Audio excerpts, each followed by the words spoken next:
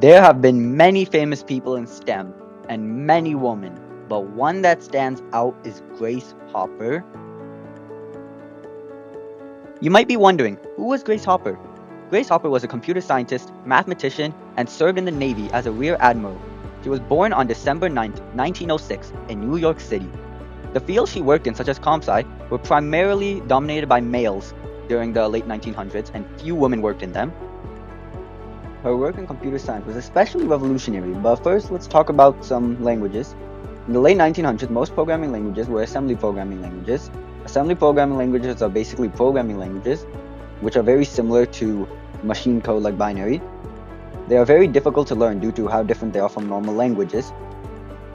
In 1952, Hopper invented the first compiler. A compiler is a software that translates human written code into machine code. Basically, every single language today uses a compiler to interpret the code humans write into machine code. Without compilers, we wouldn't have languages like Python, Java, C++, and more. Grace Hopper also invented the programming language COBOL in 1959. COBOL was a completely new language and was one of the first programming languages to use English words in simple language. It was a lot easier to learn and understand than assembly languages. COBOL is still used today in finance, government, and healthcare sectors. It was a revolutionary language that has completely changed programming forever.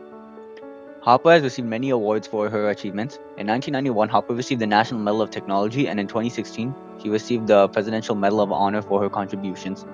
Grace Hopper died on January 1st, 1992, but her contributions to technology will always be remembered. One of Grace Hopper's many quotes is that the most dangerous phrase in language is, "We've always done it this way." This goes to show that if you want to invent new stuff and change the world, you sometimes gotta fall out of the rules that the world has set for you and out of convention and be unique. There are many famous women from the past who have worked hard and achieved great things, but there are many less famous women today who have also achieved notable things, like the club advisor for the Monroe Township High School Robotics Club and teacher, Miss McLaughlin.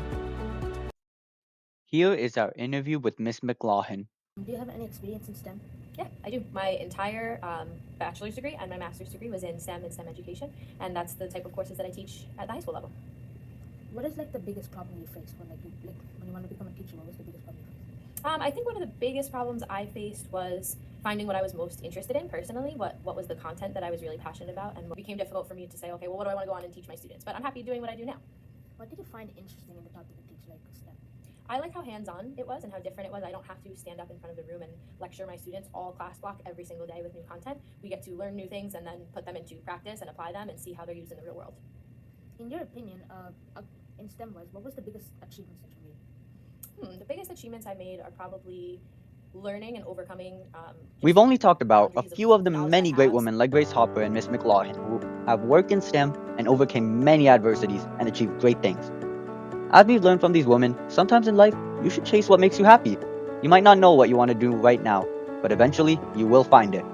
Remember, anyone can make a difference, no matter what.